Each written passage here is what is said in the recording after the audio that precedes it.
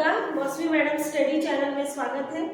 आज मैं आपके सामने एक नया टॉपिक लेकर आई हूँ, वो है जूलॉजी एमएससी और जूलॉजी बीएससी का नया टॉपिक है इम्यूनोलॉजी का, वो है हाइपर सेंसिटिविटी। हाइपर सेंसिटिविटी नाम से पता चल रहा है कि हाइपर सेंसिटिविटी मतलब कभी भी किसी बॉडी में एंटीजन प्रवेश करता है तो हमारा इम्यून सिस्टम उसके प्रति ओवर रिएक्ट करता है। क्या करता है? ओवर रिएक्ट करता है, यानी कि एक्स्ट्रा केमिकल प्रोड्यूस करता है। तो उससे क्या होता है, हमारी बॉडी में कुछ ऐसे सिम्टम्स दिखते हैं। कैसे सिम्टम्स दिखेंगे? या तो बॉडी में स्वेलिंग आएगा मतलब वहाँ पर इन्फ्लेमेशन होगा या ऑटो इम्यून मतलब वो अपने ही इम्यून सिस्टम को क्या करेगा, डिग्रेड करेगा।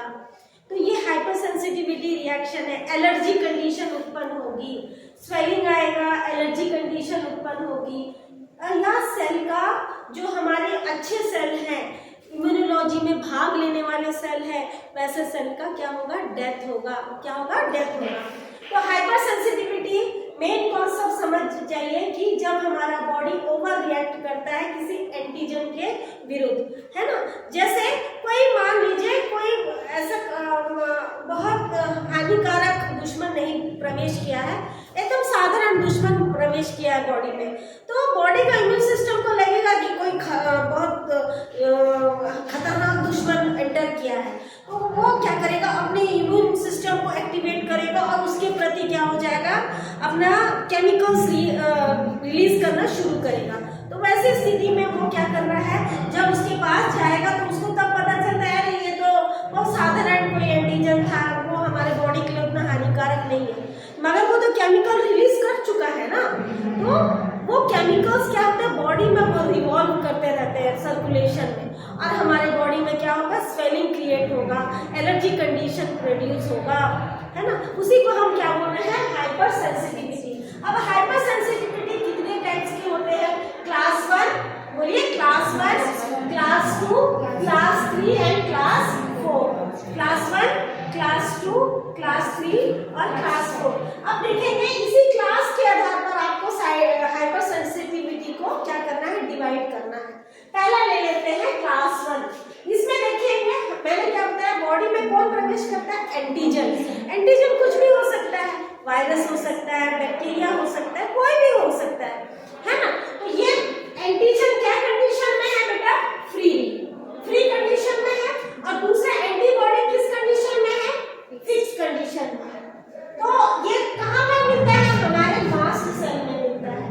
हमारे मास्ट सेल में कौन सा एंटीबॉडी फिक्स कंडीशन में है, IgE। मैंने पढ़ाया था ना, मास्ट सेल बताया था, ऐसा मास्ट सेल बताया था, यहाँ पे FC रिसेप्टर बताया था, और यहाँ पर ये FC रिसेप्टर है, और यहाँ पर एंटीबॉडीज है। तो ये IgE ये मास्ट सेल है। ये IgE मास्ट सेल में ये फिक्स कंडीशन में है, और वहां पर कोई एंटीजन आके फिक्स हो जाता है तो उसको मास्ट सेल को पता चल जाता है कि कोई दुश्मन प्रवेश किया है ना।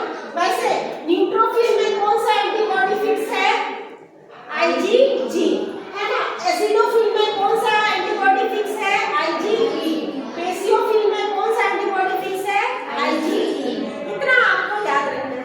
जिसका एंटीबॉडी फिक्स कंडीशन में हो और एंटीजन फ्री कंडीशन में हो, वो क्लास 1 में कैटेगराइज किया गया है। दूसरा हम ले लेते हैं क्लास 2। इसमें क्या होगा, एंटीजन क्या है, फिक्स है। एंटीजन क्या है, फिक्स है, और एंटीबॉडीज क्या है, फ्री है। एंटीजन फिक्स है और एंटीबॉडीज फ्री है। तो ऐसे कंडीशन में क्या होगा, स्टॉप करो। क्लास 2। क्लास 2 हाइपर सेंसिटिविटी में क्या होगा, इसमें एंटीजन कैसे कंडीशन में है बेटा, फिक्स कंडीशन में। एंटीबॉडीज किस कंडीशन में है, फ्री कंडीशन में है। ये कैसा होता है, ये एग्जांपल मैंने बताया है कि कोई ब्लड, कोई आरबीसी है ना, कोई इंफेक्टेड कंडीशन में है, या उसमें कोई एंटीजन, गलत एंटीजन आ गया है, तो वो आरबीसी अपने एंटीजन को शो कर रहा है अपने सरफेस पे। तो एंटीजन क्या है, ये देखो बेटा, फिक्स है सरफेस में, आरबीसी के सरफेस में फिक्स है एंटीजन। तो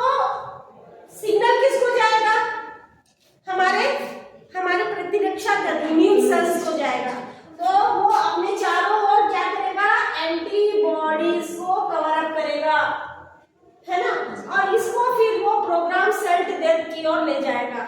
मैंने कल एनके सेल पढ़ाया था, एनके सेल एपोप्टोसिस के लिए अग्रेसिव करता है एनके सेल्स को। तो ये जब इसको पता चल गया, अब यहाँ पर ये सेल पूरे आके एंटीबॉडीज इसको पकड़ लिया। तो अब एनके सेल कैसे एक्टिवेट हुआ? एनके सेल को फिर मैसेज जाता है कि मैंने किसी चोर को पकड़ के रखा, आओ एनके सेल, आओ एनके सेल। एनके सेल को बुलाएगा और यहाँ पर आके एनके सेल यहाँ पे अटैच हो जाएगा एनके सेल, और ये एनके सेल इसको क्या करेगा? लाइसिस कर देगा, तोड़ देगा। ये सेकंड टाइप का क्या है? Hyper sensitivity. अब आते हैं third type. Third type hyper sensitivity में क्या होगा? मैं अभी तक तो क्या बताया था, इसमें एंटीजन फ्री कंडीशन में है, इसमें एंटीजन फिक्स कंडीशन में है। अब एंटीजन कौन से कंडीशन में है? फ्री कंडीशन में। एंटीबॉडीज किस कंडीशन में है? फ्री कंडीशन में। ये कब होता है? एंटीजन और एंटीबॉडीज फ्री कंडीशन में है जब ब्लड सर्कुलेशन में दोनों मूव कर रहे हैं, एंटीजन भी है, एंटीबॉडीज भी है, ये एंटीबॉडीज है और ये एंटीजन है। तो एंटीबॉडीज को यदि गलत एंटीजन लगता है तो वो क्या करेगा? उसको ऑप्सोनाइजेशन कर देगा। ऑप्सोनाइजेशन मींस इसके चारों ओर एक घेरा बना लेगा। ये एंटीजन का घेरा है। पूरे एंटीबॉडीज आके क्या हुए? एक एंटीजन को घेर के रखेंगे, उसको ऑप्सोनाइजेशन बोलते हैं। ये कब प्रोड्यूस होता है बॉडी में? एंटीजन एंटीबॉडी इम्यून कॉम्प्लेक्स बनेगा तब होता है। एंटीजन एंटीबॉडीज इम्यून कॉम्प्लेक्स, मतलब इसको हम साधारण भाषा में इम्यून कॉम्प्लेक्स के कंडीशन में ये थर्ड टाइप प्रोड्यूस होता है। अब देखेंगे इसमें कौन सा स्पेशल एंटीबॉडीज भाग लेता है? आईजीजी और आईजीएम। अब बोलो मैडम आईजीजी क्या है, आईजीएम क्या है? ये है इम्यूनोग्लोबिन है। इम्यून से रिलेटेड एक ऐसा स्पेशल प्रोटीन है जो इम्यून फाइट में काम करते हैं, इम्यून के फाइट में काम करते हैं। 5 प्रकार के होते हैं इम्यूनोग्लोबिन। सबसे फर्स्ट जो होता है आईजीएम होता है। फर्स्ट इम्यून जो है, फर्स्ट एंटीबॉडीज जो होता है वो आईजीएम होता है। और आईजीजी जो होता है नेचुरल किलर सेल का इंडिकेटर होता है, एफसी रीजन से जुड़ा हुआ होता है आईजीजी, है ना। और आईजीई आपका मास्ट सेल में मार्कर के रूप में दिखता है। तो ये इम्यून जो है, इम्यून सिस्टम के जो इम्यूनोग्लोबिन है वो इंडिकेट करते हैं कि हमारी बॉडी में किसी प्रकार का कोई एंटीजन है या नहीं है। ठीक है, तो आईजीजी आईजीएम की इसमें भूमिका रहेगा। ब्लड सर्कुलेशन में दोनों फ्री कंडीशन में मूव करते रहेंगे। और यहाँ पर जब फ्री कंडीशन में यदि कोई गलत एंटीजन दिखता है तो एंटीबॉडीज उसको चारों ओर से घेर लेते हैं। ये घेरने वाले प्रोसेस को ऑप्सोनाइजेशन कहते हैं। ठीक है, थर्ड टाइप। अब आते हैं बेटा फोर्थ टाइप में।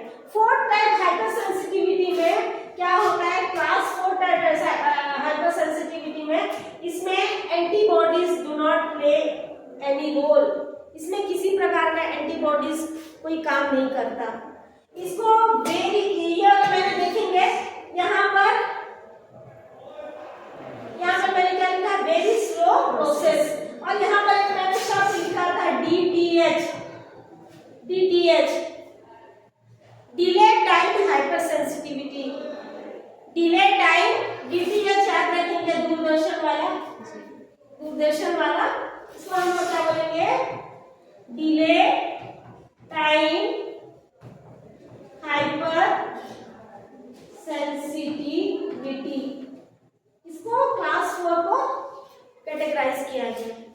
अब आते हैं हाइपर सेंसिटिव। लिख लीजिए हाइपर सेंसिटिविटी का क्या क्या इफेक्ट होता है बॉडी में। पहले लिखेंगे क्या क्या इफेक्ट होता है। पहला मैंने क्या बताया? पहला है एलर्जी कंडीशन उत्पन्न होगी।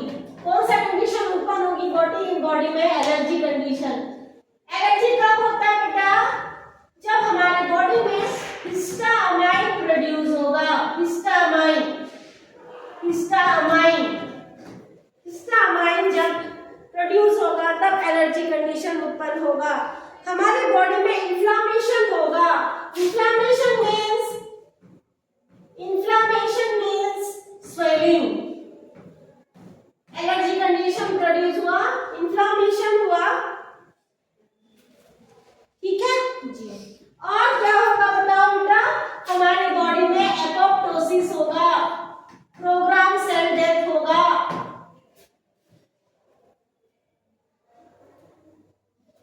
हाइपर सेंसिटिविटी में और क्या होगा बेटा, ऑप्सोनाइजेशन कंडीशन उत्पन्न होगा। Opsonization means antibody antigen antibody complex बनेगा, एंटीजन एंटीबॉडीज कॉम्प्लेक्स का बनेगा, ऑप्सोनाइजेशन होगा, मतलब चारों ओर से एंटीबॉडीज घेर के एक एंटीजन को क्या करेगा, समाप्त करेगा, ठीक है। और क्या होगा, ऑटो इम्यून सिस्टम क्या होगा, एक्टिवेट होगा। ऑटो इम्यून मतलब अपने ही इम्यून सेल्स को वो क्या करेगा, डिग्रेड करना शुरू करेगा। तो थर्ड कंडीशन क्या है, ऑटो इम्यून सिस्टम एक्टिवेट होगा।